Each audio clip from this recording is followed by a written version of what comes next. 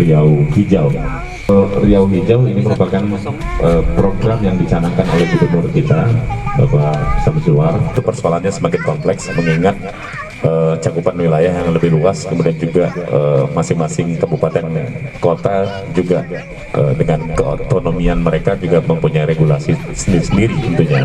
Menjadi sebuah persoalan yang sulit juga bagi beliau untuk mengimplementasikan Riau Hijau tadi dalam sebuah, kalau boleh saya mengutip pernyataan beliau di salah satu media. Beliau mengatakan bahwa Riau Hijau itu bukan sekedar tanam pohon, tapi juga pada intinya adalah pengabdian diri kita dalam membangun Riau berwawasan lingkungan. Sebagian publik, khususnya kalangan aktivis lingkungan, masih bertanya-tanya soal implementasi dan komitmen dari pemerintah Provinsi Riau dalam menjalankan atau mengimplementasikan Riau Hijau tadi. Seperti apa Riau Hijau tersebut, kemudian juga bagaimana manfaat dan kekurangannya dari sisi ekosistem dan juga regulasi, kemudian juga bagaimana pandangan kawan-kawan seniman terkait dengan Riau Hijau ini, kita akan kupas bersama, dan kehadiran narasumber yang akan berbagi cerita dengan kita ada Bung Made Ali dari Cikalahari. Kami persilakan ke depan terlebih dahulu, kemudian juga Bung Rino Desapati, musisi, komposer, kemudian juga ada Bung Fadli Aziz selaku seniman teater. Kita ke Bung Made Ali dulu, selaku seorang aktivis lingkungan hidup dari Cikalahari. Kita ngomong soal sisi manfaat dan juga kekurangan dari program Riau Hijau tadi secara ekosistem dan juga regulasi yang diterapkan oleh pemerintah Provinsi Riau. Kami silakan. Terima kasih Bang Ben. Assalamualaikum warahmatullahi wabarakatuh. Selamat malam. Pertama terima kasih pada Bang Fadli. Sebenarnya kita duduk ini was-was juga, bukan hanya COVID. Mulai bulan Mei sesungguhnya masuk Juni ini sampai Oktober kita akan masuk musim panas, kemarau panjang. Itu situs pertama, itu kemarau panjang. Situs yang apa, ini situs kedua lah. Situs pertama kan banjir udah lewat nih, musim hujan udah lewat, lalu kita akan masuk musim kemarau. Dan biasanya ya ceritanya itu juga, kita tiba-tiba bangun pagi lagi ngopi, nggak tahu apa-apa, pergi kerja, tiba-tiba ngirup asap aja. Ya itulah situsnya gitu ya. Itu saja yang kita alami. Nah sebenarnya kita ngumpul hari ini, ya diskusi panjang dengan Bang Fadli. Kata kuncinya adalah bagaimana cara kita kolaborasi masyarakat sipil, mau komunitas seniman, mau teman-teman LSM, mau teman-teman warga Riau lah, masyarakat Riau. Apa yang harus kita lakukan agar kita bisa mematahkan situs ini, merubah perilaku kita, konteks yang teaternya Bang Fadli tadi. Tentu harus kolaborasi. Nah, tema Riau Hijau hari ini sungguhnya adalah pertama, faktanya Gubernur Riau satu-satunya dari, saya tidak tahu ini gubernur keberapa, Pak Samsuar ini gubernur pertama saya kira yang berani dalam kampanye waktu jadi calon gubernur memasukkan Riau Hijau. Kita tahu di Riau misalnya, kalau ada calon kepala daerah yang mengusung isu lingkungan hidup, itu biasanya rata-rata keok loh.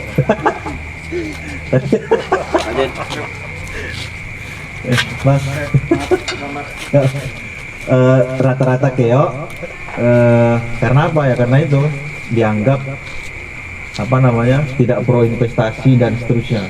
Padahal itu kan tidak benar. Nah, Pak Samsuar berani dan menang. Lalu ketika 100 hari program kerja pertamanya itu Riau Hijau.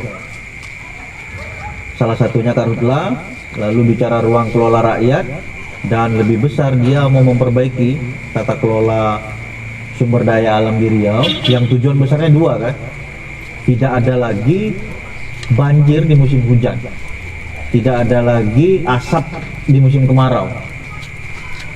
Itu sebenarnya inti yang konteks Riau Hijau yang ya tadi Bang Ben juga bilang kan, bukan sekedar tanam menanam, bahwa Riau Hijau ini bukan pekerjaan seremonial, tapi memang pekerjaan berat.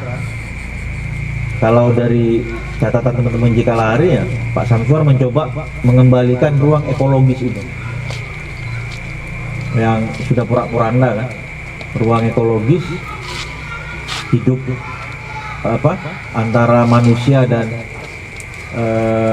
makhluk hidup lainnya. Ada satwa, ada flora yang ketika kena dua musim situs itu hancur berantakan, bahkan ada yang meninggal kan, bukan hanya manusia, makhluk hidup lainnya juga meninggal gitu ya. Nah, Pak Samsuar sudah 2 tahun 4 bulan ya, 2 tahun 4 bulan, hampir setengah periode ya, 2 tahun 4 bulan. Tahun pertama catatan Jikalahari Riau Hijaunya progres, tahun kedua agak melamban. Nah, kenapa melamban? Kalau kita lihat di media misalnya, karena Pak Samsuar di penjara tanda petik gitu ya, oleh beban APBD yang itu disusun oleh periode gubernur sebelumnya. Lalu kena pula COVID. Apapun ceritanya itu, ketika gubernur punya kebijakan sehebat apapun, menurut catatan teman-teman Fitra, kalau anggarannya nggak ada ya, maka idenya itu hanya sekedar situs. Lagi-lagi idenya yang tidak situs. Nah, itu yang kita lihat salah satu yang bikin Riau Hijau lamban. Tapi dari beberapa catatan Jikalahari ada hal politik juga. Kekalahan Golkar di di Pilkada 9 kabupaten kota kemarin, yang menang hanya di Kuansing ya. Di Inhu itu sebenarnya kalah kan, karena meskipun Golkar dukung itu, tapi kan ada pertikaian antara Yopi, ketua Golkar Inhu dengan Pak Samsuar. Hanya praktis menang di Kuansing. Jadi secara politik ya Pak Samsuar sepertinya akan 2 periode gitu ya, 2 periode, dan mulai juga menggaungkan Airlangga Hartarto untuk menjadi presiden. Nah, lagi-lagi ketika akan bawa isu Riau Hijau, maka ya seperti yang sudah kan suara itu bisa jadi akan berkurang gitu ya, atau tidak didukung. Karena apapun itu, dalam catatan politik Indonesia itu, yang hari ini punya uang besar adalah ya mereka yang punya bisnis di sektor sumber daya alam, baik legal maupun ilegal gitu ya.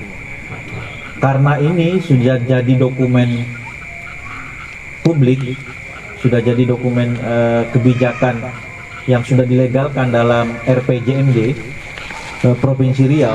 Nah, mau tidak mau, suka tidak suka, kita mau menerima saja 2 situs tadi itu, apa yang harus kita lakukan? Karena Pak Samsuar hari ini dikepung oleh para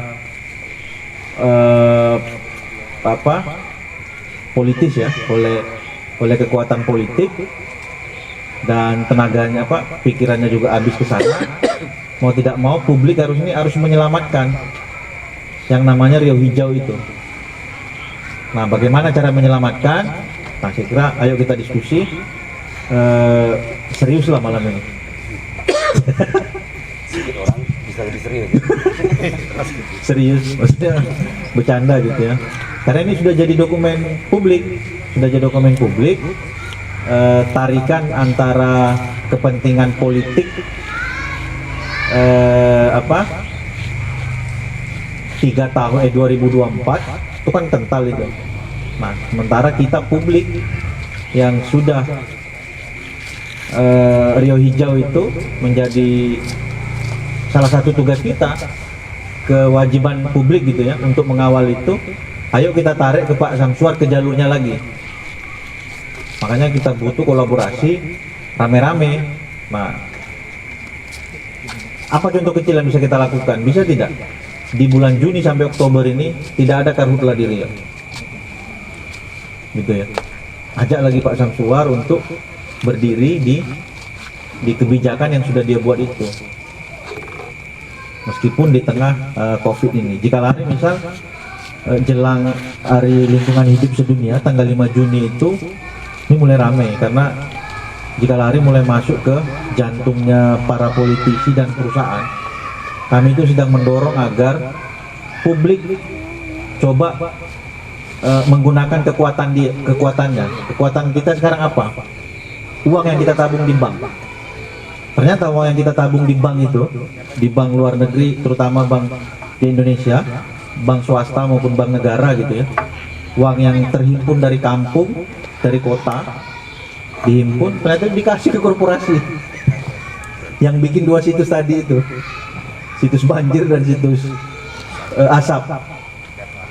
Kita bukan mau membubarkan bank, tapi kita mau mengingatkan bank. Ternyata uang yang kita tabung itu dikasih ke korporasi, membakar hutanan lahan, menebang hutan, deforestasi, makan banjir, nembaknya ke kita juga. Nah, kita punya kekuatan itu untuk menekan pemerintah gitu ya, untuk menekan perbankan, coba untuk merevisi ulang kredit yang dia berikan itu ke korporasi-korporasi ini. Itu salah satu yang sedang kami ini, teman-teman se-Sumatera, se-Kalimantan dan se-Papua yang nasibnya sama dengan Riau kan, soal deforestasi, penghancuran ruang-ruang ekologis kita. Nah, itu sampai 5 Juni ini coba kampanye mengkritik otoritas jasa keuangan dan perbankan bahwa uang yang kami simpan itu tolong kalau bisa untuk mengembalikan ruang-ruang ekologis di Riau. Nah, hal besarnya adalah ayo kita cari cara kolaborasi menarik kembali Pak Samsuar,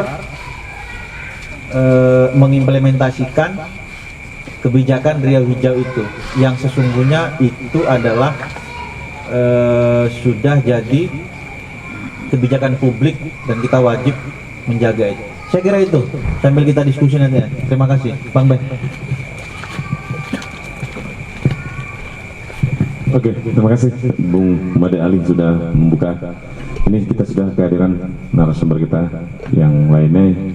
Yang utama justru ya, ada abang kita Dr. Junaidi, akademisi, rektor Universitas Lancang Kuning, kemudian juga beliau adalah seorang budayawan juga. Kita mau dengarkan dulu buah pikiran beliau terkait dengan program Riau Hijau yang dicanangkan oleh pemerintah Provinsi Riau. Kami persilakan.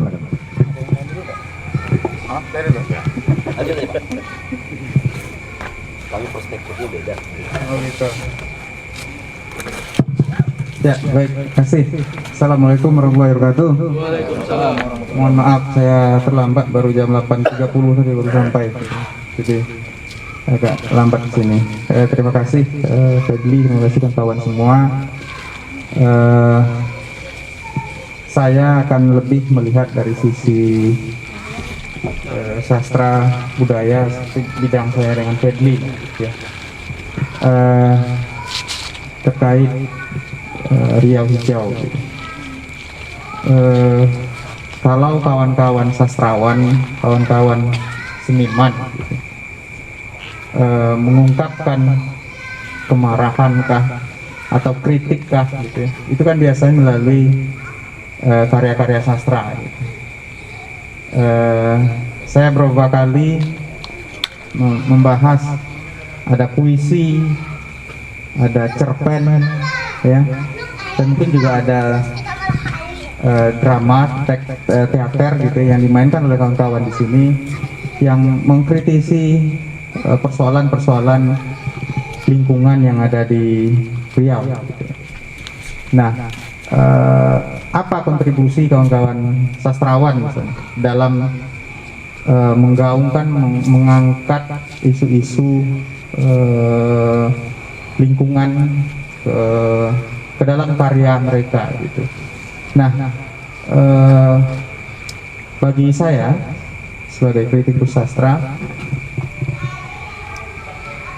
ini menjadi bukti gitu bahwa ketika ada karya kawan-kawan sastrawan itu menulis tentang lingkungan, berarti ada persoalan, biasanya seperti itu. Jadi kawan-kawan sastrawan ini mengambil tema yang akan mereka angkat atau isi cerita yang akan mereka sampaikan ke dalam karya puisi maupun cerpen ataupun novel, itu biasanya melihat realitas seperti apa, perusakan alam lingkungan, dan biasanya diangkat ke dalam karya sastra, dan itu menjadi kritik.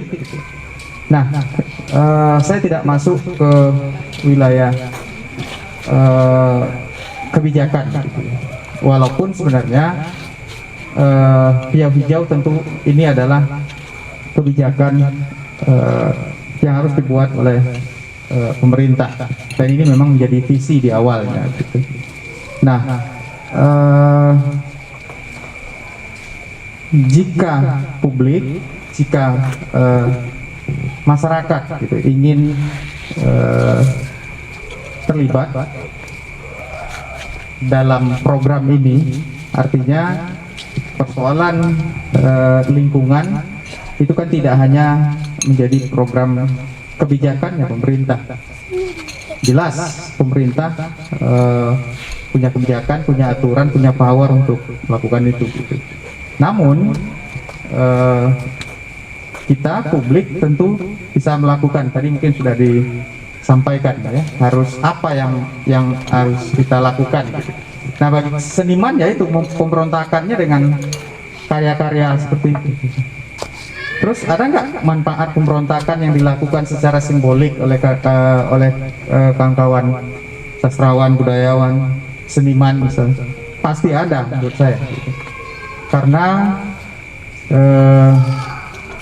wilayah sastra, ya, pesan-pesan yang disampaikan dalam karya sastra itu bisa mempengaruhi pikiran kita, cara berpikir kita. Misalnya saya contoh seperti ini.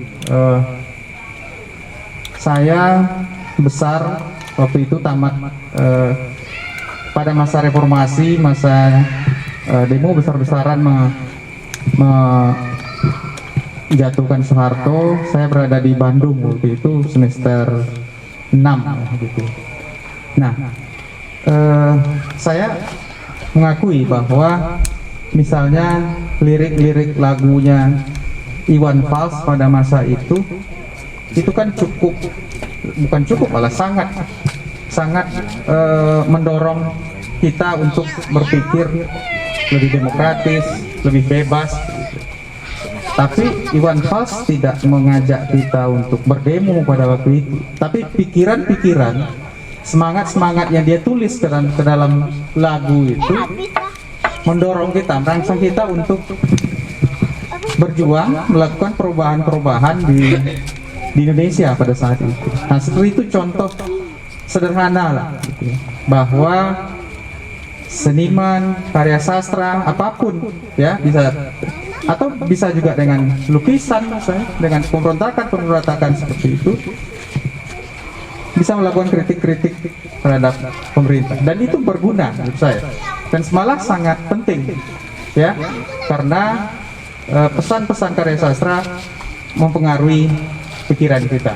Itu menurut saya yang pertama yang bisa dilakukan oleh kawan-kawan seniman sastrawan dalam mendukung program Riau Hijaukah atau program-program ramah lingkungan lainnya. Nah, itu yang pertama, bahwa kekuatan karya sastra di situ, dia masuk ke alam pikiran kita dan mempengaruhi kita, sadar atau tidak sadar gitu. Mungkin kawan-kawan di sini yang punya kepedulian dengan lingkungan, penyelamatan lingkungan misalnya, itu kan banyak dipengaruhi oleh buku-buku yang dibaca, bisa jadi puisi-puisi yang dibaca, bisa jadi novel-novel yang dibaca. Ya, jadi itu. Yang kedua, kontribusi dari sastra itu terhadap lingkungan adalah dia merekod, gitu, merekam, gitu. Ya, bagi kami apa yang ada di karya sastra itu dia menjadi istilah mental evidence, bukti secara mental itu ada, gitu. Misalnya gini, Fadli membuat pertunjukan teater, gitu. Terus di situ mengangkat isu kebakaran hutan, misalnya, asap misalnya, atau banjir kah, gitu. Nah, secara mental evidence, secara itu terbukti bahwa itu memang ada, gitu. Memang ada, walaupun itu diangkat ke dalam karya-karya kreatif, gitu. Nah, bayangkan saja ketika misalnya ada Bang Fakrunas, ada Pak Kaprawi misalnya yang banyak menulis tentang isu-isu kerusakan lingkungan, nanti dibaca orang misalnya 5 tahun, 10 tahun lagi orang jadi tahu bahwa memang di Riau itu ada persoalan besar dalam kebakaran hutan, menjadi bukti, merekod, gitu. Nah, ini menurut saya yang penting ya bagi kawan-kawan sastrawan dan seniman, gitu, dalam mendukung program hijau. Yang ketiga yang bisa menurut saya dalam diskusi ini memang kita harus mencari cara-cara yang lebih kreatif, gitu ya, dalam bersinergi dengan program-program pemerintah untuk menyukseskan Riau Hijau itu. Artinya cara-cara kreatif itu ya dengan gerakan-gerakan simbolik, gitu. Dan jangan lupakan bahwa gerakan-gerakan seperti ini sekarang sangat penting memanfaatkan sosial media. Kekuatan sosial media dalam mendukung program-program lingkungan itu sangat penting menurut saya. Ya, jadi itu bisa kita lakukan menurut saya secara bersama, gitu. Terakhir catatan dari saya terkait hutan, gitu. Jadi saya kebetulan ada 2 hutan yang coba hutan adat, gitu. Jadi saya kemarin ini saya cerita lah, ada hutan adat yang sedang diperjuangkan oleh kawan-kawan kita di Sakai, Batin Salapan. Jadi waktu itu saya ada riset ke sana, tapi bukan tentang hutan. Saya riset tentang mencari data untuk penyusunan master plan pariwisata dulu di Tubangkalis, gitu. Jadi saya sampai ke Batin Salapan, jumpa dengan Datuk Nasir di sana. Saya merasa kurang nyaman waktu itu. Kenapa? Karena petinggi-petinggi suku di sana, datuk-datuk di sana, sedikit agak menyembah ke saya pada waktu itu. Nah, memangnya kenapa? Pak, gitu. Kami sudah hilang akal. Karena hutan kami yang itu kan jadi jalan tol di situ, gitu. Jadi apa yang bisa saya lakukan, gitu.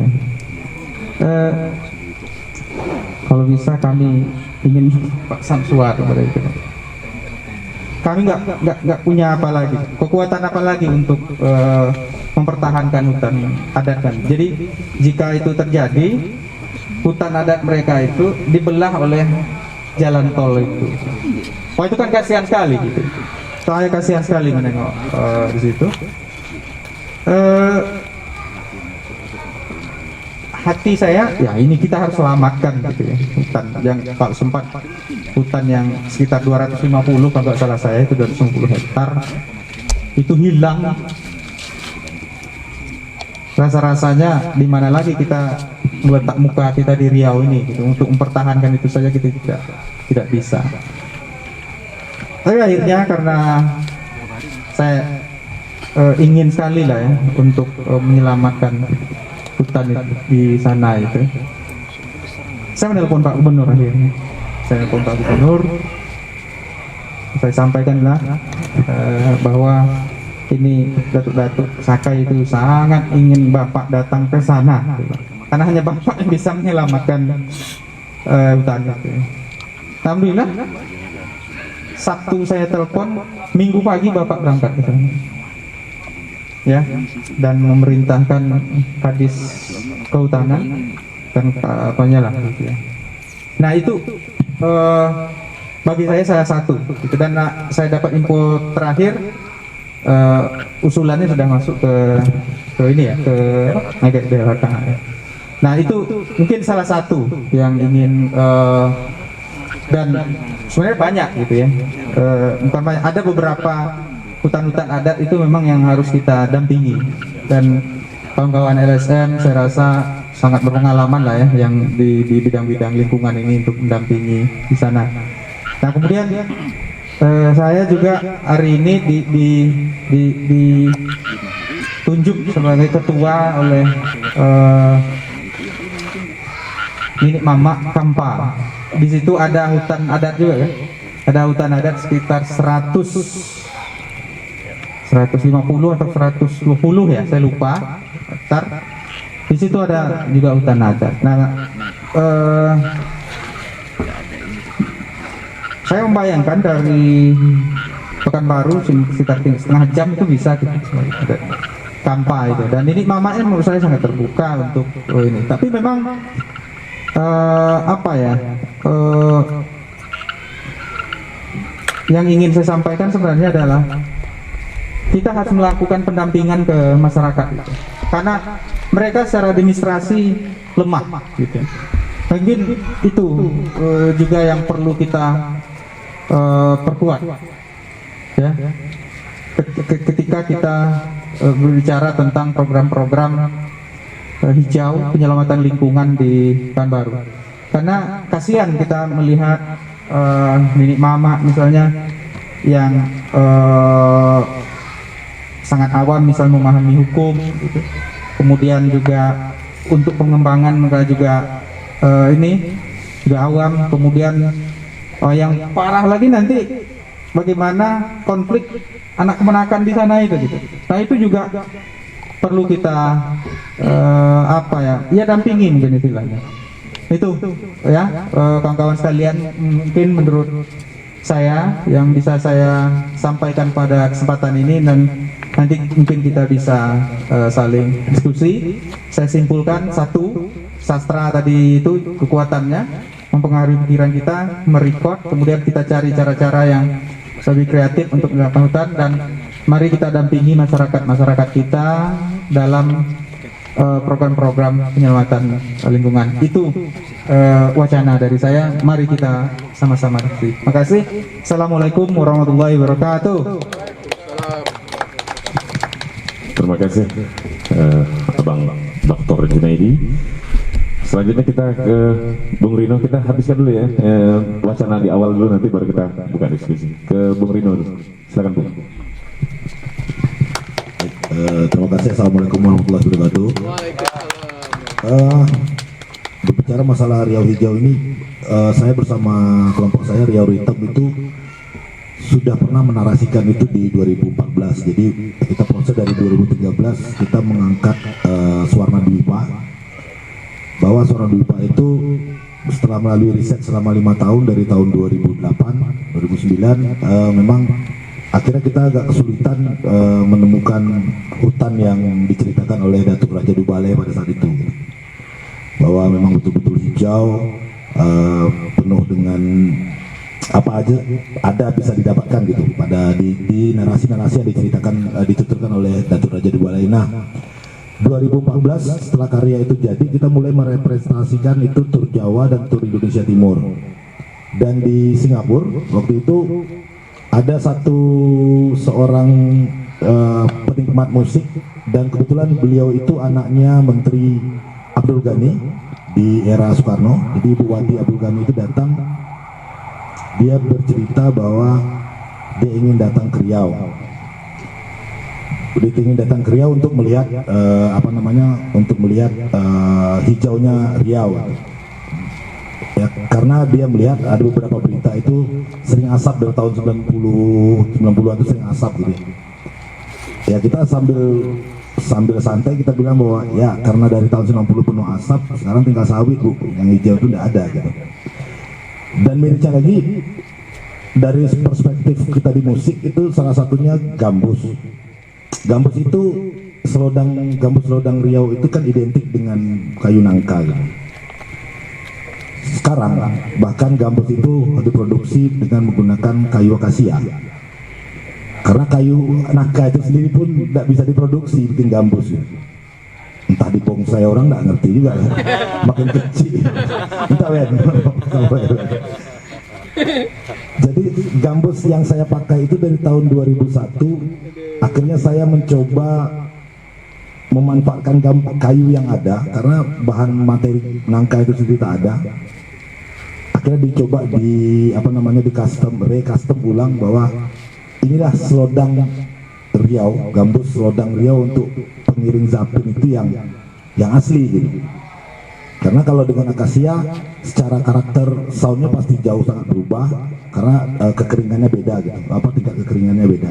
Nah ini salah satu kerugian yang besar, karena kalau dicoba pakai kayu sawit tak dapat kan, tak dapat gambus, mungkin gambus oleh-oleh mungkin bisa gitu. Nah ini salah satu kerugiannya. Yang kedua,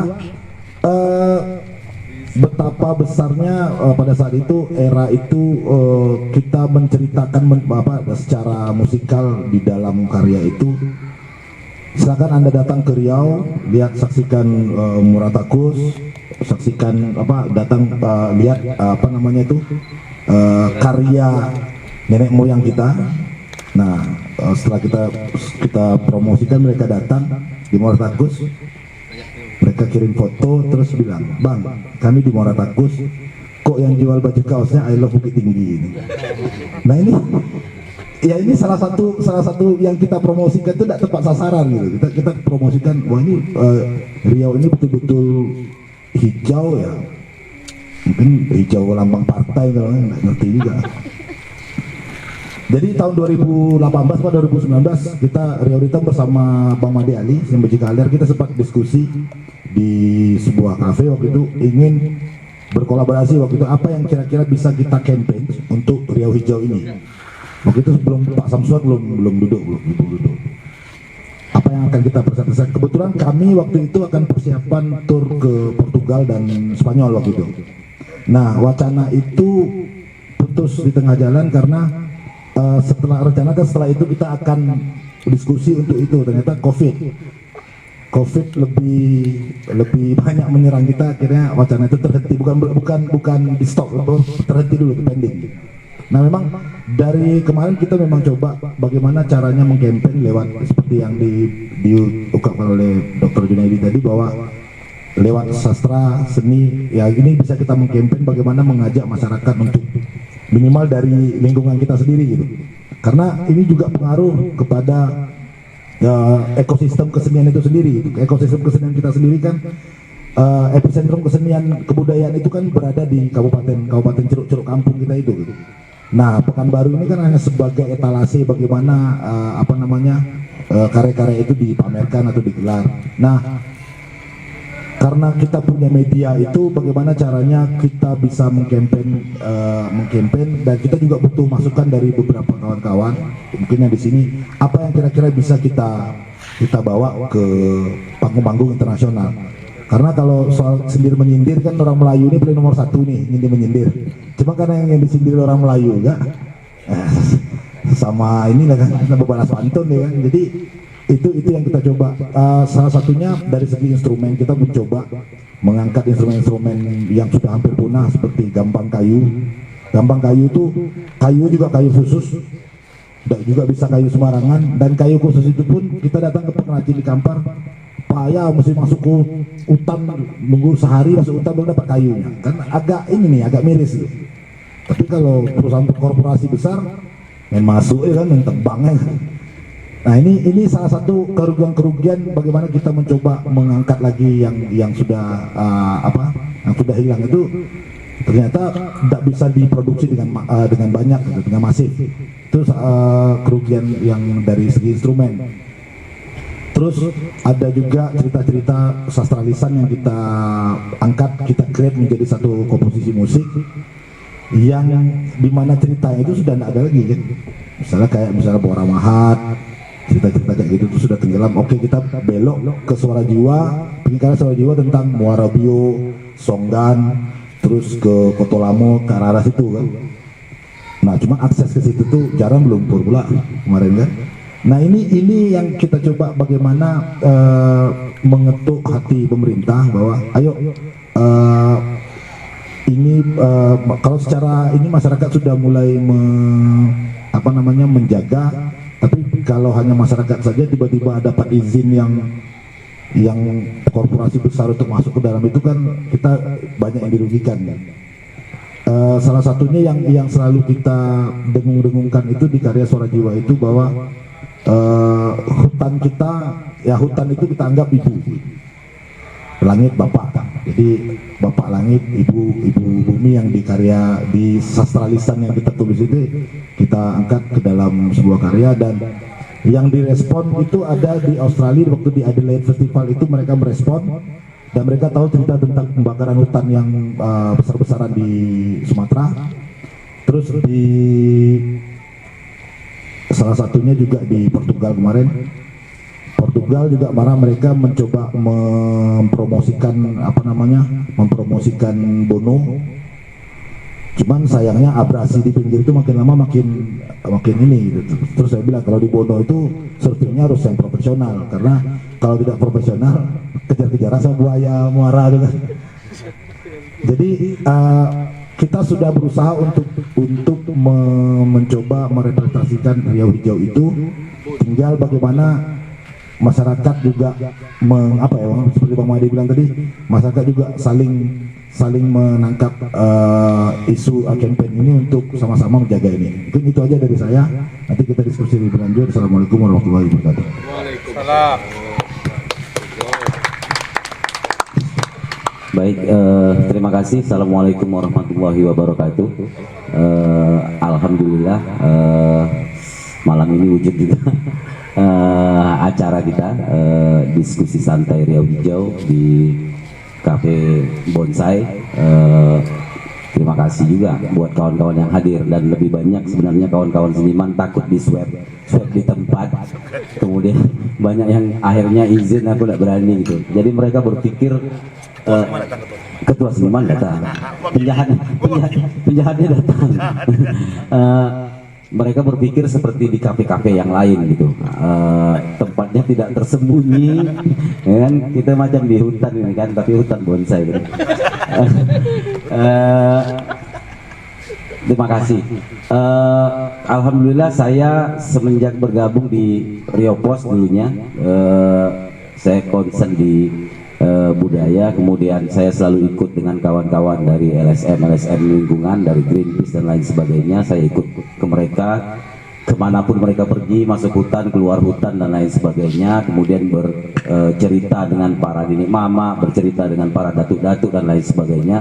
Kalau kita mendengarkan cerita datuk-datuk kita dan mendengar cerita masa lalu, kita seperti memasuki dunia dongeng, seperti kalau gambaran dalam film Lord of the Ring dan lain sebagainya itu. Wah, begitu hebatnya nenek moyang kita menjaga hutan, menjaga alam. Mereka punya cara, mereka punya keinginan, mereka punya hati untuk menjaga lingkungan dan lain sebagainya, sehingga semuanya sangat asri dan luar biasa di dalam imajinasi kita hari ini. Tetapi setelah waktu berjalan, yang kita lihat di negeri kita, tidak hanya di Riau tapi juga di sebagian Indonesia, terutama yang punya alam yang luar biasa itu, yang punya hutan dan lain sebagainya, justru tinggal tunggul-tunggul.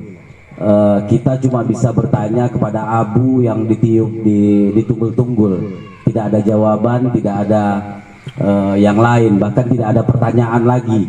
Kita tak bisa berbuat apa-apa gitu. Semuanya sudah hancur, semuanya sudah habis-habisan. Nah, kami dari awal-awal tahun 2000 sudah mulai masuk ke tema-tema ekologi. Karena menurut kami tema-tema ini sangat seksi. Kemudian tema-tema ini juga kita tidak hanya berkarya untuk kita, tapi kita berkarya untuk orang lain, untuk masyarakat, minimal menawarkan wacana-wacana yang ingin kita sampaikan lewat karya-karya seni yang simbolik dan lain sebagainya. Contohnya tadi situs, kita memang tidak masuk ke wilayah, misalnya kita tidak masuk dalam konteks itu, tidak masuk ke wilayah, misalnya kita bicara hutan atau kita bicara sungai atau kita bicara apapun, tapi kita bicara secara filosofi bahwa nenek moyang kita sudah mewariskan semuanya, baik itu petuah-petuah, baik dengan petuah-petuah, dengan nandung dan lain sebagainya. Kita sudah ditinggalkan banyak sekali nasihat-nasihat, tetapi kita justru kalah dan kita tidak bisa mempertahankan itu. Kemudian alam kita hancur lebur. Nah, ini yang sampai hari ini masih tetap seksi, masih tetap dibicarakan oleh kawan-kawan seniman dari berbagai seni, baik yang Pak Jun bilang tadi, sastra, teater, musik dan lain sebagainya, membahas persoalan ekologi. Contohnya Sakai, saya dulu pernah mengangkat misalnya karya sastra atau Ikram Jamil, judulnya Menjadi Batu, itu bicara tentang Sakai, bagaimana orang Sakai tidak mampu melakukan apapun untuk menolong dirinya sendiri, sementara kita di kota-kota santai saja, kita tak pernah tahu dengan persoalan mereka, padahal itu juga tanggung jawab kita gitu, sebagai orang-orang tempatan. Kemudian saya juga angkat tentang monolog tentang gelombang sunyi pada tahun 2010. Bagaimana seorang jurnalis yang ditahan oleh pihak perusahaan karena menyuarakan suara rakyat tentang kehancuran lingkungan dan lain sebagainya. Kemudian saya juga berangkat dari karya sastra, esainya Bapak budayawan kita Hamidi, Riau nasibmu kini sebagai padang perburuan. Bagaimana dari awal, dari zaman kerajaan dulu sampai pada hari ini kita masih tetap menjadi padang perburuan atas praktek main mata antara penguasa dan pengusaha.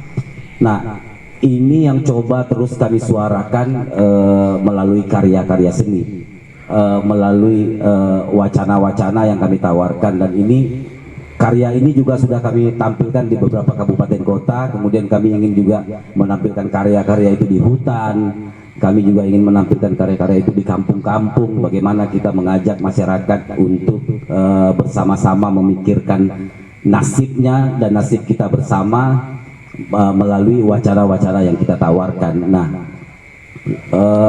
apa yang kita lakukan masih wilayahnya kan masih dalam wilayah tataran pemikiran, rasa dan lain sebagainya. Nah, tapi apa yang dilakukan oleh kawan-kawan yang di orang-orang lingkungan, aktivis-aktivis lingkungan, itu juga menjadi bahan utama bagi para seniman untuk mendapatkan data dan fakta tentang persoalan-persoalan yang terjadi di tengah-tengah lapangan. Nah, ini juga kolaborasi yang mestinya terus dilakukan, dan para seniman pasti akan siap untuk melakukan demo massa melakukan demo dalam konteks karya dan kekaryaan untuk menyuarakan apa yang diinginkan oleh kawan-kawan NGO, kawan-kawan LSM lingkungan, untuk bersama-sama kita melakukan ini. Jika perlu membutuhkan para seniman untuk itu, kenapa tidak? Kita berkolaborasi dengan siapapun, tidak hanya seniman dengan seniman. Kalau kita bicara seniman dengan seniman, nanti bicara beras tak adu dan lain sebagainya kan. Tapi kalau kita bicara dengan kawan-kawan yang lain dan sebagainya, kita justru banyak dapat masukan dan kita bisa melakukan karya-karya yang muncul, karya-karya yang lahir justru mungkin lebih unggul dari sebelumnya. Saya pikir itu dulu untuk sementara. Terima kasih. Assalamualaikum warahmatullahi wabarakatuh.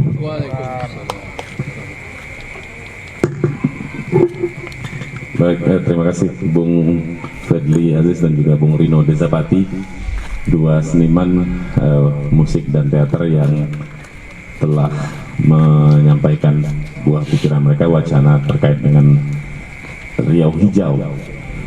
Empat narasumber kita sudah memaparkan apa yang menjadi kerisauan mereka, kemudian juga apa yang menjadi tawaran-tawaran dari mereka terkait dengan program Riau Hijau yang mestinya ini bukan cuma tanggung jawab dari pemerintah, tapi juga menjadi tanggung jawab kita bersama, dan untuk itu kita bisa berkolaborasi baik dari segi aktivis lingkungan dan juga kawan-kawan dari seniman. Kita akan buka sesi dialog kita. Nanti silakan kawan-kawan memberikan pertanyaan ataupun masukan dalam diskusi ini. Tapi sebelumnya kita ingatkan untuk sama-sama tetap menjaga protokol kesehatan, dan juga kalau ingin ngopi silakan ngopi, karena sejarahnya di Mesir dan juga di Eropa para pemikir revolusioner itu peminum kopi semua rata-rata. Baik, kami persilakan siapa yang akan bertanya terlebih dahulu.